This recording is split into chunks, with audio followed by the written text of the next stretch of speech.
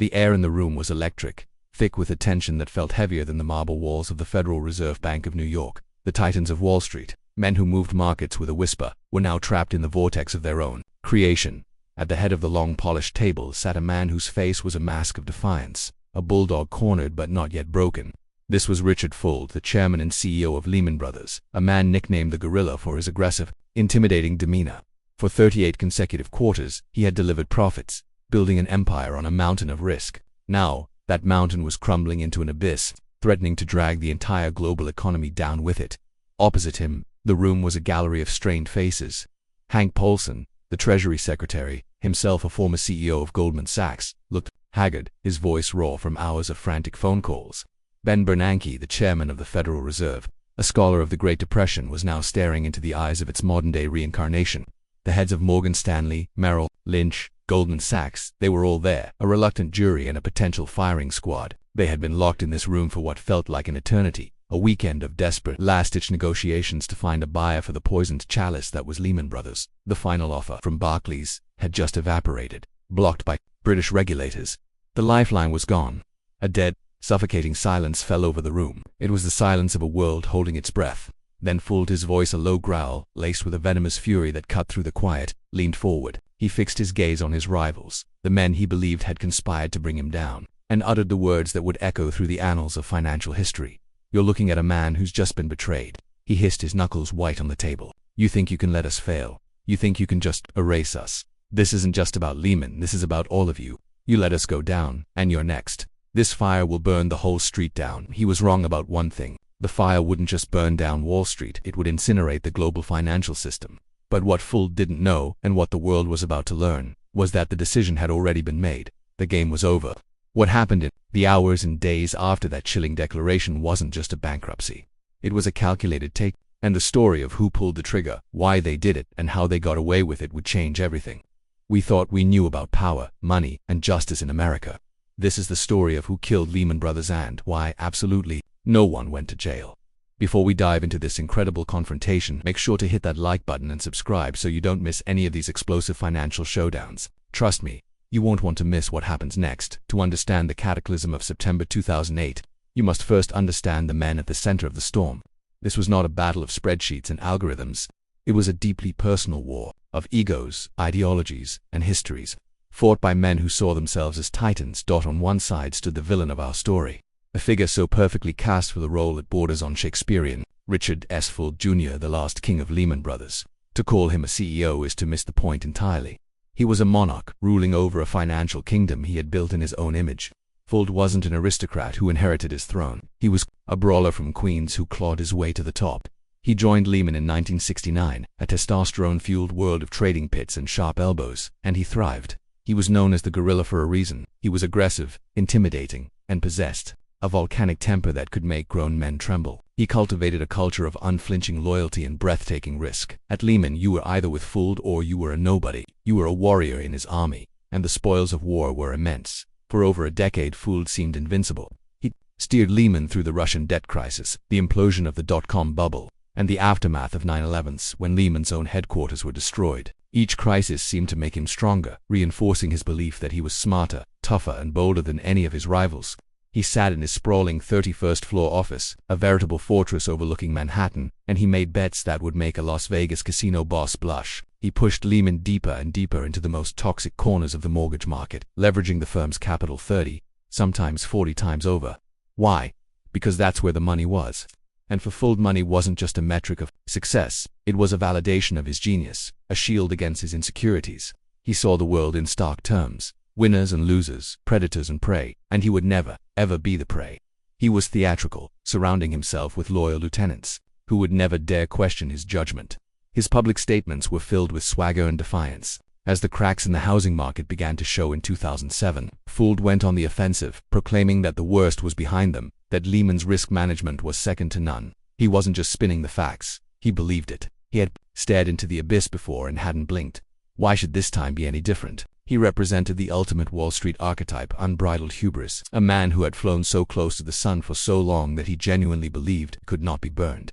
On the other side were the men who would become his unwilling executioners. They were not traditional heroes, but in this drama they were the agents of a brutal, necessary reckoning. First, there was Henry Hank Paulson, the Secretary of the Treasury. Paulson was a creature of Wall Street himself, the former CEO of its most powerful and prestigious firm, Goldman Sachs. He was everything Fuld was not: measured, pragmatic, and outwardly calm, though beneath the surface, the pressure was immense. Paulson understood the game because he had been its master. He knew the language, he knew the players, and he knew the stench of a dying firm. Unlike Fuld, who saw the crisis as a personal attack, Paulson saw it as a systemic wildfire that he had been tasked to contain. He wasn't there to save a single bank. He was there to save the architecture of modern capitalism. He was a man trapped between his free market ideology and the terrifying reality that the free market was on the verge of suicide. His face, etched with sleepless nights, became the public face of the crisis, a man burdened with a choice no one would ever want to make. Then there was Bernanke, the chairman of the Federal Reserve. If Paulson was the Wall Street general, Bernanke was the quiet, unassuming scholar who had been thrust onto the front lines of a war he had spent his entire life studying. Bernanke was not a banker. He was an academic, a former Princeton professor, who was one of the world's foremost experts on the Great Depression. For years, he had studied the fatal mistakes made by the Fed in the 1930s, how their inaction and tight monetary policy had turned a stock market crash into a decade of global misery. Now, he found himself in the terrifying position of living out his own textbook case study. He saw the ghosts of the past in the collapsing housing market and the freezing credit lines. He wasn't motivated by ego or profit, but by a deep intellectual fear of history repeating itself. While Fuld saw a conspiracy of rivals trying to take him down, Bernanke saw the cold and personal mechanics of a financial plague. He was the Cassandra of the crisis, the man who understood better than anyone the catastrophic domino effect that the failure of a single major institution could trigger. His demeanor was professorial, his language precise. He lacked Paulson's boardroom polish and Fuld's animal aggression, but behind his calm, academic exterior was a steely resolve to use every tool at his disposal to prevent the abyss from swallowing them all. These were the protagonists of our story, the men on a collision course. They were not heroes in shining armor, but flawed, complex figures tasked with an impossible choice. Paulson, the ultimate insider, forced to decide which parts of his own world to sacrifice. Bernanke, the scholar, haunted by the ghosts of history. Together they represented a desperate, pragmatic establishment. They were prepared not for a street fight but for a systemic meltdown. They had the data, they understood the interconnectedness of the global financial system, and they carried the weight of the world on their shoulders. Their authenticity came not from personal virtue, but from the terrifying gravity of their responsibility. They weren't trying to save their own careers. They were trying to prevent the Second Great Depression. And standing in their way was Richard Fuld, the proud, defiant king of a crumbling castle. A man so blinded by his own myth that he couldn't see he was about to become a history lesson himself. The stage was set for a confrontation that was about far more than one company's balance sheet. It was a battle between the hubris of the individual and the brutal reality of the system. The bankruptcy of a single company, even a storied one like Lehman Brothers, should not have been an earth-shattering event. In the brutal world of capitalism, creative destruction is a constant. Companies are born, they grow, and they die. It's the natural order of things. But the Lehman Brothers crisis was something entirely different. This wasn't just a business failure. It was a judgment on an entire generation of financial engineering. A moment when the invisible architecture of the global economy threatened to collapse into dust. To understand why this one firm's death spiral held the world hostage, we must look beyond the boardroom drama and into the dark heart of the machine itself. For years, Wall Street had been engaged in a form of modern-day alchemy. They had discovered a seemingly magical way to turn lead into gold.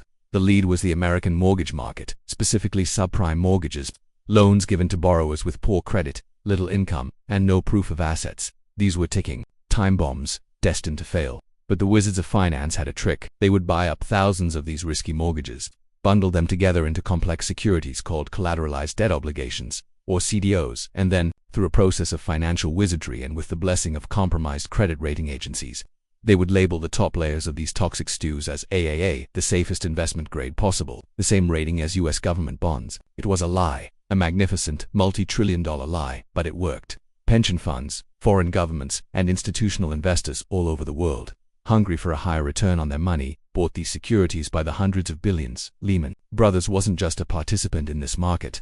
It was a grand master. Richard Fuld had pushed the firm to become one of the biggest players, packaging, selling, and, most dangerously, holding vast quantities of this mortgage-backed paper on its own books. The firm was leveraged to the hilt, meaning it had borrowed astronomical sums of money to amplify its bets. For every dollar of its own capital, it had borrowed and invested more than 30. This meant that while the market went up, profits were spectacular, but it also meant that even a tiny dip in the value of its assets could wipe the firm out entirely. This alone would have been a disaster for Lehman But what made it a global crisis was a single, terrifying word: contagion. In the modern financial system, no institution is an island. They are all linked together in a dense, incomprehensible web of transactions, loans, and derivatives. Lehman owed money to hundreds of other banks, and hundreds of other banks owed money to Lehman. Its assets were being used as collateral for thousands of other deals. But the true weapon of mass destruction was an instrument called the credit default swap, or CDSA. CDS is essentially an insurance policy. Banks and investors would buy these swaps to protect themselves in case a company like Lehman defaulted. The problem was, this market was completely unregulated. For every dollar of actual Lehman bonds in existence, there were hundreds of dollars in side bets credit default swaps wagered on its survival. AIG, the world's largest insurance company, had sold tens of billions of dollars of this insurance without having the money to pay out if Lehman actually failed. The failure of Lehman wouldn't be a single domino falling. It would be like pulling the pin from a grenade in the center of a munitions depot. It would trigger a catastrophic chain reaction, blowing up AIG, which would in turn blow up the banks it owed money to, and on, in a spiral of collapse that would freeze the entire global credit system overnight. This was the nightmare scenario that Hank Paulson and Bernanke were staring into during that fateful September weekend. This was no longer about saving one arrogant CEO or his reckless firm. It was about preventing the very arteries of the global economy from hardening in an instant. If Lehman went down, the trust that is the lifeblood of finance would evaporate. No one would lend money to anyone, because no one would know who was solvent. The credit markets would freeze solid. Businesses would be unable to make payroll. ATMs could run dry. The world as we knew it would grind to a halt. The stakes, therefore, were not about the future of a political party. They were about the future of the global capitalist system. The fight was over a simple, terrifying question. Could the system survive the consequences of its own sins? This confrontation was the ultimate test of the too big to fail doctrine. It was a fight for the soul of American capitalism itself, a battle between the free market ideal that failure must be punished, and the terrifying reality that punishing this failure could destroy everything. The confrontation was not a single, cinematic event. It was a slow-motion execution, drawn out over 72 agonizing hours inside the imposing walls of the New York Fed. The attack came from Richard Fuld, but it wasn't an attack with a clear strategy or a noble cause. It was the desperate, flailing assault of a cornered animal, fighting with instinct, rage, and a profound, tragic sense of denial. His arguments were a cocktail of blame, bravado, and threats, and they were all fundamentally flawed. First came the attack on the market itself. Fuld's primary line of defense was that Lehman Brothers wasn't insolvent. It was the victim of a vicious coordinated assault by predatory short sellers, in call after call, in increasingly strained meetings. He would rail against the rumors and vultures who he claimed were spreading lies about the firm's health to drive its stock price into the ground. He painted a picture of a healthy company being murdered in broad daylight by market manipulation. He insisted that Lehman's balance sheet, while stressed, was fundamentally sound. He would point to the firm's vast real estate holdings. Assets, he claimed, were massively undervalued in a panicked market. "This isn't about the numbers," he would roar, his voice echoing with frustration. "The numbers are fine. This is a crisis of confidence. A bank run on our stock fueled by lies." It was a compelling narrative for an echo chamber, but in the cold, sober reality of that room, it fell flat. The flaw was obvious to everyone but him. While short sellers were certainly circling, they weren't the cause of the fire. They were the smoke detectors. They were reacting to the undeniable truth that Lehman was sitting on tens of billions of dollars in toxic mortgage assets that were virtually worthless. Fuld was trying to sell a story about a mugging victim while holding a smoking gun in his own hand. He had personally overseen the strategy that loaded the firm's balance sheet with this poison. The market hadn't invented his predicament. It had simply exposed it. His second line of attack was an appeal to history and a sense of entitlement. He was Richard Fuld. He was the gorilla of Wall Street. He had saved Lehman before, guiding it through crisis after crisis. He had stared down the Russian default and the dot-com bust. He had rebuilt the firm from the rubble of September 11th. This history, in his mind, had earned him a bailout. He saw the situation through the lens of the Bear Stearns rescue just 6 months prior. The Fed had stepped in to backstop a deal for Bear, a smaller, less significant firm. Fuld simply could not comprehend that the government would treat him, Richard Fuld, and his venerable 158-year-old firm, any differently. He felt betrayed. He would point fingers at Hank Paulson, his old rival from Goldman Sachs, insinuating that old competitive grudges were at play. He would demand to know why the rules had suddenly changed. "You saved them," he would say, his voice thick with a sense of injustice. "Why not us? What is different?" This was his second fatal miscalculation. He was blind to the political reality outside the canyons of Wall Street. The Bear Stearns bailout had been a political disaster. Main Street was incandescent with rage at the idea of Wall Street gamblers being rescued by taxpayer money while ordinary homeowners lost everything. Hank Paulson knew he had zero political capital for another bailout. The public would not stand for it. The message from Washington was clear and absolute. There will be no public money. Fuld's sense of entitlement, his belief that he was part of a club that would always protect its own, was a relic from a bygone era.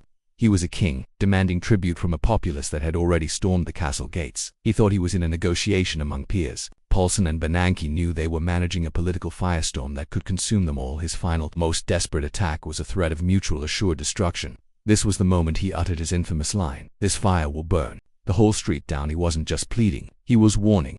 He was trying to make the men across the table feel the same terror that was gripping him. He explained, in chilling detail, the web of contagion. He laid out how a Lehman failure would trigger a cascade of defaults, how it would freeze the credit markets, how it would bring down AIG, and how the blast radius would engulf every single firm represented in that room. It was his last card to play, fear. He was telling them, "You may hate me, you may want me gone, but you cannot survive without me. Saving me is saving yourselves," and on this point he was terrifyingly correct. The systemic risk was real, but this threat too was a flawed strategy. He assumed that his captors feared the fire more than they feared the political and moral consequences of saving the arsonists. He believed that faced with the abyss, they would have no choice but to pull him back. He misjudged their resolve. He mistook their grim silence for acquiescence. It was not. It was the silence of men who were already calculating how to survive the inferno, not how to prevent the spark. Fuld's attacks, a tapestry of denial, entitlement, and threats, were not just failing, they were cementing his fate. He was making it impossible for anyone to save him. The takedown, when it came, was not a thunderous clap of rhetorical lightning. It was a slow, methodical, and soul-crushing dissection of Richard Fuld's reality, delivered with the cold precision of a surgeon. Hank Paulson and Ben Bernanke didn't need to shout. They had the receipts. The first receipt was Lehman's own balance sheet. While Fuld was shouting about short sellers, teams of analysts from the Treasury and rival banks were locked in data rooms, poring over the very numbers Fuld claimed were fine. What they found was a black hole. They presented Fuld not with opinions, but with irrefutable facts. They showed him the billions in so-called level 3 assets, investments so opaque and illiquid that their value was essentially a guess. They were phantoms on the balance sheet. They walked him through his massive exposure to commercial real estate, a market that was now plummeting faster than the residential market. These weren't assets that were temporarily undervalued. They were assets that could not be sold at any price. Paulson laid it out in brutally simple terms. He wasn't attacking Fuld, he was merely reading the autopsy report. "Dick," he would say, his voice devoid of emotion, "we've had teams in here all weekend. Your numbers are fantasy. We're not talking about a liquidity problem. We're talking about a solvency problem. There's a hole in your balance sheet, and it's getting deeper by the hour." The takedown was quiet, clinical. It was the simple, devastating act of holding up a mirror to a man who had refused to look in one for a decade. The second, and perhaps most powerful, receipt was the market itself. Fuld's narrative hinged on the idea that Lehman was a good company attacked by bad actors. Paulson's counter was devastatingly simple. For the past 48 hours he had been desperately trying to orchestrate a private sector rescue. He had cajoled, begged, and arm-twisted every major player on Wall Street. Bank of America had come, looked at the books, and walked away, choosing to buy Merrill Lynch instead. Then Barclays, the British bank, had emerged as the last hope. They too had spent hours in the data rooms. They had seen the same black hole, and while they had cobbled together a potential deal to buy Lehman's good assets, the deal had ultimately collapsed, vetoed by British regulators who refused to import America's financial cancer. Paulson could now turn Fuld's own argument against him. "This isn't me telling you your company is worthless, Dick. It's the entire market. We opened the books. We invited everyone in. Bank of America said no. Barclays said no. Korea Development Bank said no. No one, not one single private entity in the world is willing to take on your risk without a government backstop." This was the ultimate rebuttal. It wasn't a theory. It was an empirical fact, proven by the empty chairs of the bidders. The market Fuld had sought to conquer had delivered its final, unanimous verdict. The final receipt was the most crushing of all. The ghost of Bear Stearns. Fuld had repeatedly used the Bear Stearns bailout as his precedent, his proof that the government had a duty to save him. Bernanke, the quiet academic, was the one who methodically dismantled this hope. He explained, in his precise, professorial tone, the critical difference. When the Fed had intervened with Bear, it was able to do so by taking control of Bear's tangible, albeit distressed assets as collateral for the loan. The move was legally justifiable, even if politically toxic. But Lehman, Bernanke explained, was a different beast entirely. Its balance sheet was not just distressed, it was imaginary. It was a phantom limb of finance. "Dick, we cannot lend against assets that have no value," Bernanke stated, not as an adversary, but as a teacher explaining a difficult concept. "The Federal Reserve Act has strict collateral requirements. We need a reasonable belief that the loan we make will be paid back. Looking at your books, we cannot make that claim. There is nothing of sufficient value to collateralize a loan large enough to save you. Our hands are tied by the law. This was the checkmate. It transformed the decision from a choice into a legal necessity. It wasn't that they wouldn't save him, it was that they couldn't. The argument cleverly shifted the responsibility from Paulson and Bernanke to the letter of the law and, by extension, to Fuld himself, for having created a firm so uniquely and utterly toxic that it fell outside the bounds of any possible rescue. The receipts were on the table, a worthless balance sheet, the unanimous rejection of the private market, and the hard, legal constraints of the Federal Reserve Act. The takedown was complete. Fuld's rage gave way to a stunned, hollowed-out silence. The gorilla had been caged not by brute force but by the dispassionate, irrefutable weight of the facts he had created. He had entered the weekend believing he was fighting a war against his rivals. He left it understanding, perhaps for the first time, that he had been fighting a war against reality, and reality had just won. The decision was made. There would be no buyer. There would be no bailout. On Monday morning, Lehman Brothers would file for bankruptcy. The pin had been pulled from the grenade. All that was left to do was wait for the explosion. The aftermath of Lehman's bankruptcy was not a quiet collapse. It was a deafening, global detonation. The fire that Richard Fuld had warned about was real, and it leaped across continents in the blink of an eye.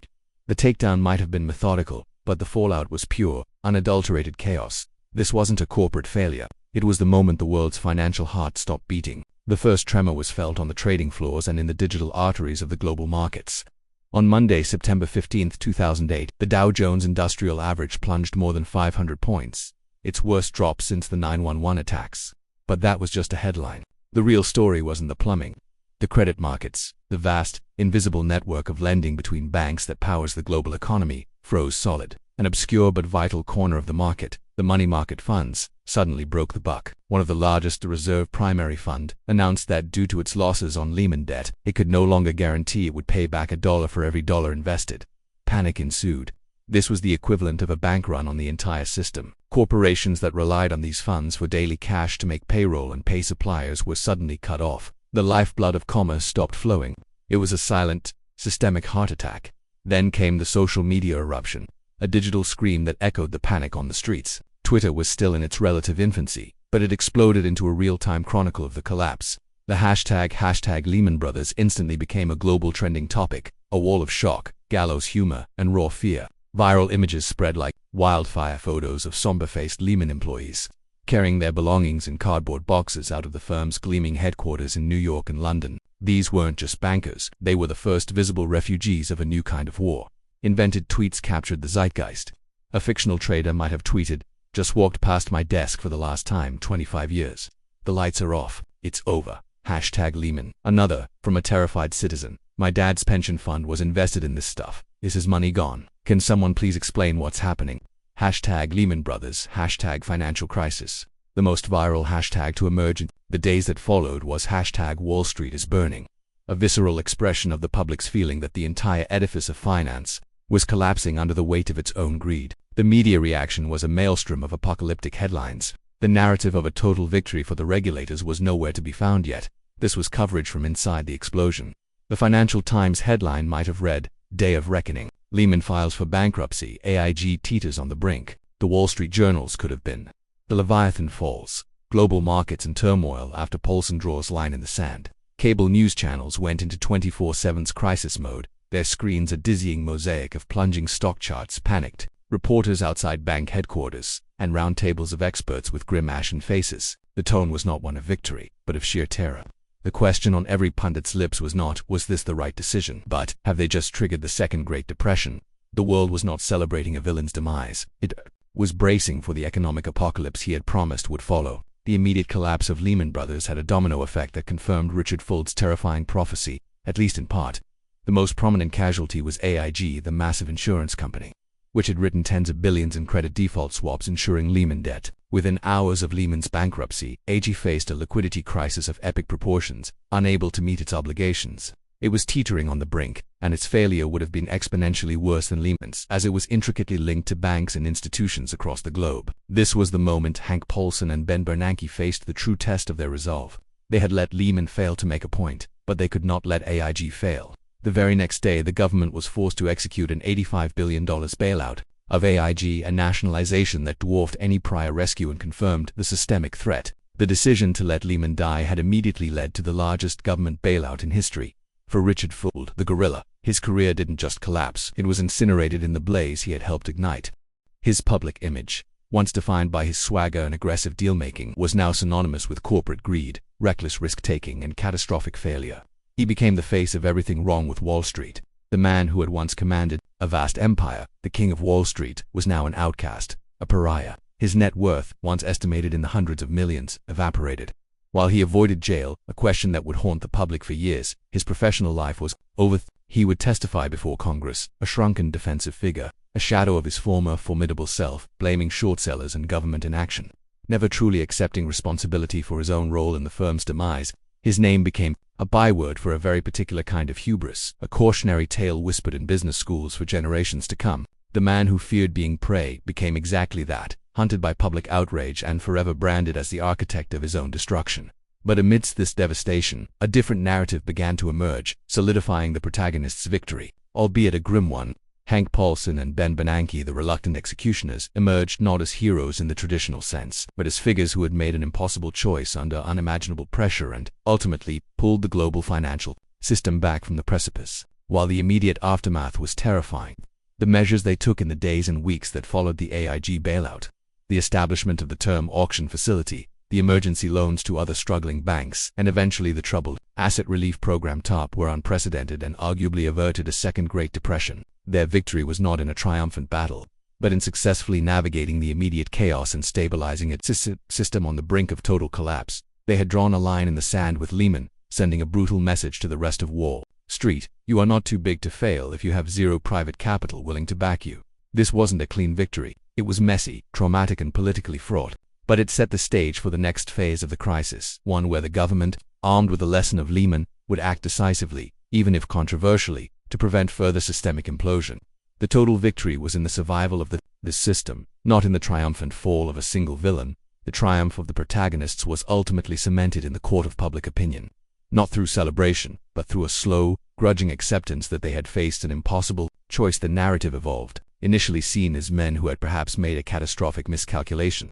Paulson and Bernanke came to be viewed as pragmatic crisis managers, who had stared into the abyss and refused to let the system fall apart completely. Headlines began to shift from panic to analysis. A New York Times Magazine cover story might have been titled, "The Men Who Saved the World by Almost Destroying It."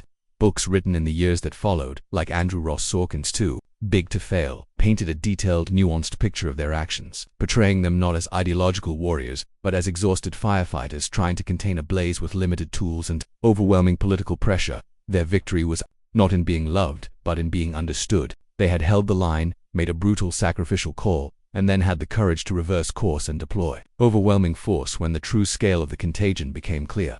The social media narrative also evolved. While the anger at Wall Street never subsided, the focus shifted from the single event of Lehman's collapse to the broader question of accountability. New hashtags emerged, like #WhyNoJail and #TARP. The public outrage that had initially been a raw scream of fear became a more focused demand for justice and reform. This shift ironically solidified the perception of the Lehman decision as a necessary, if painful, turning point. It was the event that ripped the veil off the financial system and forced a public conversation about regulation, bailouts, and moral hazard.